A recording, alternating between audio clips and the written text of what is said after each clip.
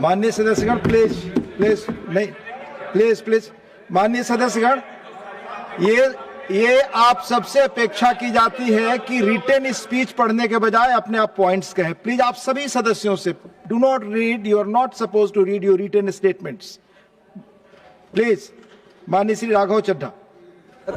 Sir अक्सर देखा जाता है कि जब वित्त मंत्री जी बजट पेश करती हैं, कृपया चेयर पे बैठ कर ना बोले सर। अक्सर प्लीज प्लीज अगर समय देंगे तो हम बगैर पेपर देख के बोलेंगे, मगर समय नहीं होगा तो पेपर पढ़ना पड़ेगा सर। आप बहुत सीनियर सदस्य हैं, समय आवंटित होता है पार्टी दलों के द्वारा बीएससी मीटिंग में, ये चेयर नहीं करता, आप जरूर जानती होंगी। Please Raghav Chadha ji please. Sir अक्सर देखा जाता है जब वित्त मंत्री बजट पेश करती हैं तो रूलिंग कोalition के जो एमपीज हैं, जो ट्रेजरी बेंचेस पर बैठते हैं, वो सरकार की तारीफ करते हैं और कहते हैं कि इससे भारतीय अर्थव्यवस्था में क्रांति आ जाएगी इस बजट से। और विपक्ष में जो बैठे हैं वो अक्सर निंदा करते हैं, कहते हैं किसान की कमर तोड़ दी, बहुत महंगाई हो गई, अमीर और अमीर हो रहा है, गरीब और गरीब हो रहा है। लेकिन मैं आज प्रयास करूंगा कि एक ऑब्जेक्टिव एनालिसिस इस बजट का करूं और कंस्ट्रक्टिव क्रिटिसिज्म अपना आपके माध्यम से वित्त मंत्री को दूं। So the title of my speech is The Good, the Bad and the Way Forward. 4 good things that I found in this budget, 4 bad things that I found in this budget, and 4 innovative suggestions to the Honorable Finance Minister. So the first good thing that I found in the budget is that there was an increase in the STT for derivative trading. Usually सरकार की निंदा हुई इस विषय को लेकर, markets भी गिरी, लेकिन मेरा यह मानना है कि इस कदम से स्पेक्युलेटिव ट्रेडिंग यानी कि सट्टा ट्रेडिंग समाप्त होगी या कम होगी और रिटेल इन्वेस्टर, जो 90% रिटेल इन्वेस्टर एफएनओ सेक्टर में नुकसान भुगतता है फ्यूचर्स एंड ऑप्शंस के चलते, जुआ खेलता है, उसमें आपको रिटेल इन्वेस्टर की प्रोटेक्शन का एक माध्यम बन सकता है। लेकिन मैं इसी के साथ साथ वित्त मंत्री जी को याद दिलाना चाहूंगा कि एसटीटी का जेनेसिस क्या है, एसटीटी का जन्म कब हुआ। एसटीटी हमारे senior colleague mister P Chidambaram जब फाइनेंस मिनिस्टर थे तो उन्होंने इंट्रोड्यूस किया and it was introduce to replace long term capital gain tax on equities. जब long term capital gain on equities 0 था तब एसटीटी को लाया गया कि वे एक सिंपल अपफ्रंट लेवी होगी ट्रेड्स पर regardless of profit and loss.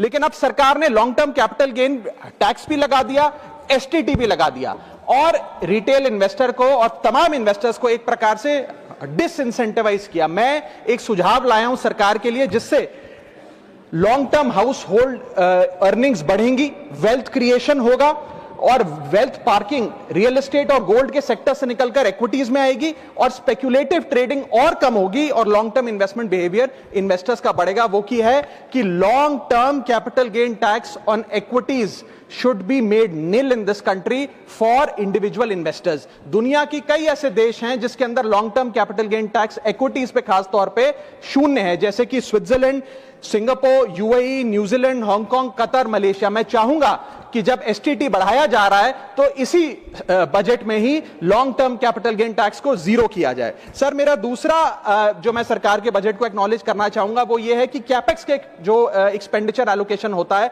उसमें एक बढ़ोतरी देखी गई। जहां वित्तीय वर्ष 18-19 में मात्र 3 लाख करोड़ कैपेक्स था, वो इस वित्तीय वर्ष में 12 लाख करोड़ तक पहुंचा है, which is 4.4% of the GDP, which is a good step. It will have a multiplier effect and it will prioritise asset creation. लेकिन इसके साथ साथ सरकार को 5 साल में क्या कैपेक्स वो कौन कौन से क्षेत्रों में खर्चा करने जा रही है उसका एक ब्यौरा देना चाहिए ताकि प्राइवेट सेक्टर भी इस कैपेक्स के खर्चे को मैच कर सके। So third thing which we found in the speech of the finance minister is that there was a relative restraint in making budgetary announcements for election bound states. अक्सर वित्त मंत्री का भाषण सुन के आप बता सकते हैं कि कौन से राज्यों में चुनाव होने जा रहा है। इस स्पीच में उन्होंने थोड़ा सा रिस्ट्रेंट एक्सरसाइज किया जिसे मैं एक्नॉलेज करता हूं। और आखिरी अच्छी चीज जो इस बजट में नजर आई वो ये था कि एनआरआई की इन्वेस्टमेंट लिमिट में एनहांसमेंट हुई। लेकिन मैं बता दूं कि जब एफआईआईज ने, फॉरेन इन्वेस्टर्स ने, फॉरेन पोर्टफोलियो इन्वेस्टर्स ने इस देश के बाजार से पैसा निकाल लिया और पिछले एक वित्तीय वर्ष में 23 बिलियन निकाला, तब जाकर सरकार जागी और सरकार ने एनआरआईज के लिए इक्विटी मार्केट का दरवाजा खोलकर उनकी इन्वेस्टमेंट लिमिट को 5% से बढ़ा दिया। इसमें कोई दो राय नहीं है कि इससे इन्वेस्टर्स 32 मिलियन एनआरआई इन्वेस्टर्स को अब भारतीय बाजार में पैसा डालने का मौका मिलेगा। लेकिन इसी के साथ साथ सरकार को इस पर भी गौर फरमाना चाहिए कि क्यों फॉरेन इन्वेस्टर्स भारत से पैसा निकाल कर बाजार को छोड़कर जा रहे हैं। Sir now I come to the bad part of the budget. First thing is the debt to GDP crisis. सरकार ने और डेट लेने के लिए, कर्जा लेने के लिए इस बजट में फॉर्मूला ही बदल दिया। पहले सरकार डेट जब लेती थी तो ओल्ड एफआरबीएम रूल्स के तहत 3% ऑफ जीडीपी तक का फ्रेश डेट लेती थी। इस बजट में सरकार ने उस फॉर्मूले को बदलकर कहा कि टोटल सरकार का डेट जीडीपी का 50% होगा और उस सीमा में हम डेट लेंगे, यानी कि they want to play on the denominator effect. For example, एक साल बजट अगर हमारा जीडीपी 12% से ग्रो करता है तो उस साल सरकार खूब सारा डेट लेके सरकार पे कर्जा लाद सकती है, जो कि फिस्कल डेफिसिट 4.5, 6.5, 5% तक भी पहुंच सकता है। सर, इसी के साथ साथ मैं बताना चाहूंगा कि आज सरकार कहती है कि हमारा डेट टू जीडीपी रेशियो 56% है, लेकिन ये गलत है, क्योंकि बहुत सारे ऑफ बैलेंस शीट आइटम्स हैं जिसे सरकार डेट में दिखाती ही नहीं है, जैसे कि FCI bonds, OMC bonds, fertiliser, NHAI, NFSS, यानी कि तमाम तरीके के ऐसे कर्जे हैं सरकार के ऊपर जो सरकार अपनी बैलेंस शीट में नहीं दिखाती है। सर, मैं सरकार को आपके माध्यम से यह रिक्वेस्ट करना चाहूंगा कि देश का कर्जा और कैसे ना बढ़े इस पर काम करें, ना कि और कर्जा लेने के लिए हम जीडीपी और डेट टू जीडीपी के फॉर्मूले के रेशियोज बदलकर और पैसा कर्जे पे ब्याज पर लेने का प्रयास करें। सर, दूसरी दिक्कत जो इस बजट में नजर आई वो ये थी कि इनकम टैक्स स्लैब में चेंज नहीं हुआ। सर, हर साल देश का आम आदमी जब वित्त मंत्री जी की बजट की स्पीच सुनता है तो वो इसलिए नहीं सुनता कि पीएलआई की क्या इन्वेस्टमेंट होगी, कौन सा कॉरिडोर बन रहा है। देश का आम आदमी, सैलरीड क्लास, इसलिए बजट की स्पीच सुनता है कि उसके अंदर स्लैब में कोई रिवीजन होगा, क्या हमारी स्टैंडर्ड डिडक्शन की जो हमें डिडक्शन मिलती है वो बढ़ेगी। लेकिन इस बार बजट में देश का आम आदमी और खास तौर पर देश का मिडिल क्लास डिसअपॉइंट हुआ। पहले ही there has been a stagnation in the salaries, inflation 6.8% पे खड़ा है, लेकिन उसके बावजूद हमने इस बार कोई स्लैब में या स्टैंडर्ड डिडक्शन में चेंज नहीं देखा। मैं आपके माध्यम से वित्त मंत्री जी को रिक्वेस्ट करना चाहूंगा कि आप इसी बजट में अनाउंसमेंट करें कि स्टैंडर्ड डिडक्शन जो 75,000 रुपए उसे बढ़ाकर सैलरीड क्लास के लिए 1.5 लाख रुपए किया जाए। Sir, third problem that was there with the budget is that there was no relief for the middle class. Sir, after a very long time in India's history, the personal income tax collection was more than the corporate income tax collection, यानी कि individuals ने जो income tax भरा वो लगभग 11 लाख करोड़ के आसपास भरा, और कंपनियों ने, कॉर्पोरेट ने जो इनकम टैक्स भरा वो लगभग 9.8 लाख करोड़, यानी कि मैक्सिमम टैक्स आपको इंडिविजुअल्स के इनकम टैक्स से मिल रहा है।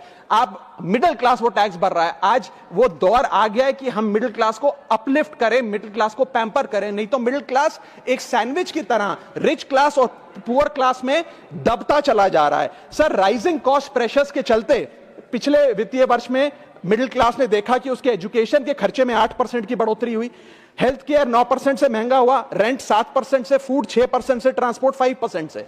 मेरा रिक्वेस्ट यह है माननीय फाइनेंस मिनिस्टर से कि वो इनकम टैक्स में रियायत देकर या तो मिडिल क्लास को कोई रिलीफ दें, और अगर इनकम टैक्स में रियायत नहीं दे सकती हैं तो उसकी सेविंग्स और इन्वेस्टमेंट्स पे उसको बेनिफिट दें, उसे इंसेंटिव्स दें कि वो ज्यादा बचत करे, ज्यादा वेल्थ क्रिएशन कर पाए। Sir, fourth problem in this budget that I found was the budgetary allocation to health, which is low and which certainly needs a relook. Sir, आज हमने अपने टोटल गवर्नमेंट एक्सपेंडिचर का 2% हेल्थ को allocate किया है, लगभग 1 लाख करोड़ के आसपास। नेशनल हेल्थ पॉलिसी 2017 बताती है सर, और सरकार का ये अपना ऑब्जेक्टिव रहा है, गोल रहा है, that spending on public health should be 2.5% of GDP। आज हम 2026 में खड़े हैं, हमारी पब्लिक हेल्थ पे स्पेंडिंग मात्र 0.5% ऑफ जीडीपी। हम अपने लक्ष्य से कोसों मील दूर हैं। जहां यूएस में 18% ऑफ जीडीपी हेल्थ केयर पे खर्च होता है, यूके में 12%, जर्मनी में 13%, स्वीडन में, नेदरलैंड में, डेनमार्क में, जापान में, स्पेन में 10% ऑफ जीडीपी खर्च होता है, क्योंकि वो देश जानते हैं कि जान है तो जहान है। लेकिन हमारे देश में मात्र 0.5% ऑफ जीडीपी हम अपने हेल्थ पे खर्च करते हैं, और इसके चलते आलम यह है कि सरकारी अस्पताल में अगर आप चले जाइए, which is called the backbone of India's healthcare, वहां पर आपको पुरानी जर्जर बिल्डिंग मिलेंगी, मैसिवली अंडरस्टाफ्ड हॉस्पिटल मिलेगा, ओवरवर्क डॉक्टर मिलेंगे, पॉपुलेशन के हिसाब से बेड नहीं मिलेगा, जांच के लिए मशीनें नहीं हैं, दवाइयों की कमी है, और अगर इलाज की, ऑपरेशन की डेट मिल भी जाए तो वो डेट इतनी दूर होती है तब तक मरीज चल बसता है। Sir, the reality is that Covid made us realise and it was a wake up call for India's public health infrastructure, and I want to ask the house today, are we prepared, God forbid, if there were to be another pandemic or another big sort of raging pandemic in this country, and the answer to that is no। और private अस्पतालों की sir हालात ये हैं कि अगर आज आपको प्राइवेट अस्पताल में इलाज करना पड़े तो आपको लोन लेना पड़ता है, अपने घर के गहने, अपना रियल एस्टेट एसेट बेचकर पता नहीं कितने हजारों लाखों लोग हर साल भारत में गरीबी रेखा के नीचे चले जाते हैं, क्योंकि उन्हें एक हेल्थ इमरजेंसी के चलते प्राइवेट अस्पताल में इलाज कराना पड़ता है। सर, जैसे वन नेशन वन इलेक्शन इस देश में लागू किया जा रहा है, वन नेशन वन टैक्स की ओर हम बढ़ रहे हैं, वैसे ही one nation one medical treatment की ओर बढ़ना चाहिए। सबको नंबर 1 मेडिकल ट्रीटमेंट देश में मिले, ऐसी व्यवस्था बननी चाहिए। सर, मेरे 4 सुझाव जो आपके माध्यम से मैं वित्त मंत्री को देना चाहूंगा। पहला सुझाव है, put all land and property records of India on blockchain. एक blockchain based land registry ledger बनाइए। पहले 10 मेजर राज्यों शहरों से शुरू करिए, महानगरों से और टियर 2 सिटीज से, जिस ब्लॉकचेन लेजर में हर रिकॉर्ड, हर सेल, हर म्यूटेशन, हर इनहेरिटेंस को एक डिजिटल रिकॉर्ड बुक में डाला जाएगा, जो एक ब्लॉकचेन लेजर होगा, जो टाइम स्टैम्प्ड होगा, टेम्पर प्रूफ होगा, 100% ट्रांसपेरेंट होगा और रियल टाइम प्रॉपर्टी ट्रैकिंग आप उससे कर सकेंगे, जिसके चलते इंस्टेंट टाइटल वेरिफिकेशन होगा। आज सर हमारा जो रियल एस्टेट का लैंड एंड प्रॉपर्टी रिकॉर्ड का जो बाजार है, उसमें अटर कियोस है। कियोस इसलिए है कि लोगों को रजिस्ट्रार के दफ्तर के बाहर धक्के लग रहे हैं, दलालों ने उन अफसरों पे पूरी तरीके से कब्जा किया हुआ है, प्रॉपर्टी टैक्स में चोरी होती है, सर्कल रेट को एक्सप्लॉइट करके कैश में प्रॉपर्टियां खरीदी जाती हैं, फर्जी कागज, कब्जे, टाइटल डिस्प्यूट, न जाने क्या क्या चल रहा है, जिसके चलते आज 66% of India civil disputes are land disputes. 45% of properties lack clear title in India. India ranks 133 out of 190 in property registration efficiency.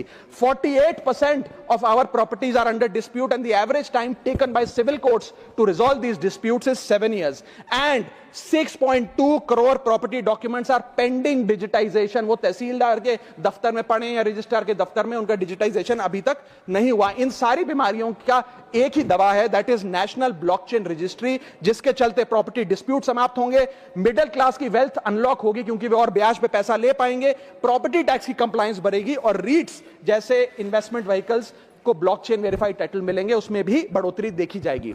इसी के साथ साथ सर दुनिया के कई देशों ने इसे लागू कर दिया है। स्वीडन में यह लागू है, जहां पर एक दिन में आप प्रॉपर्टी का ट्रांजैक्शन कंप्लीट कर सकते हैं, वहां डिस्प्यूट रेट 2% है। जॉर्जिया में है, जहां 3 दिन में प्रॉपर्टी का ट्रांजैक्शन खत्म हो जाता है, डिस्प्यूट रेट 1% है। और यूएई में है, जहां 10 मिनट में आप अपनी प्रॉपर्टी खरीद बेच सकते हैं, वहां डिस्प्यूट रेट 1% से भी नीचे। और वहां हिंदुस्तान में प्रॉपर्टी बेचनी हो तो 2 से 6 महीने लगते हैं और 48% डिस्प्यूट रेट है।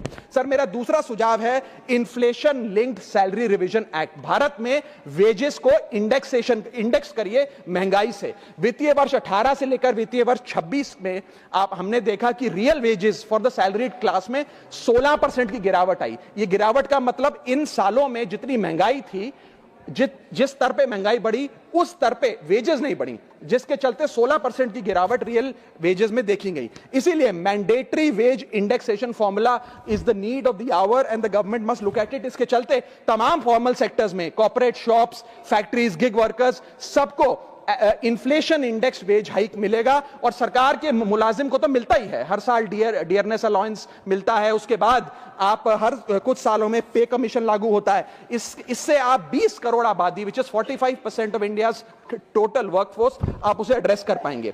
सर, इसी के साथ साथ मैं बताना चाहता हूं कि दुनिया के कई देशों में यह पहले से ही लागू है।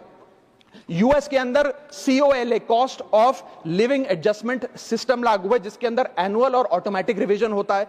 जर्मनी के अंदर हर 18 से 24 महीने के अंदर महंगाई के अनुसार सैलरी बढ़ा दी जाती है। जापान के अंदर शिंटो मेथड यूज होता है, जिसमें annual inflation index wage hike दी जाती है। और बेल्जियम में ऑटोमेटिक इंडेक्सेशन लॉ है, जिसमें क्वार्टरली बेसिस पर एम्प्लॉइज की सैलरी बढ़ाई जाती है। Sir, India is one of the only countries in major economies where 85% of our formal workforce has zero statutory inflation protection. We are at the mercy of the employer discretion and our own negotiation power to raise our salaries. इसके साथ साथ मुझे लगता है कि एक minimum increase based on inflation होना चाहिए। मेरा थर्ड सुझाव माननीय वित्त मंत्री जी को रहेगा कि स्टेट कैपिटल एक्सपेंडिचर की matching grant, matching funding centre दे, यानी कि हर 1 रुपया जो राज्य की सरकार कैपेक्स पे, कैपिटल एक्सपेंडिचर पे, एसेट क्रिएशन पे खर्च करती है, उसकी मैचिंग ग्रांट 1 रुपया केंद्र द्वारा राज्यों को दिया जाना चाहिए, not as loan but as a grant. आज स्टेट कैपेक्स में दो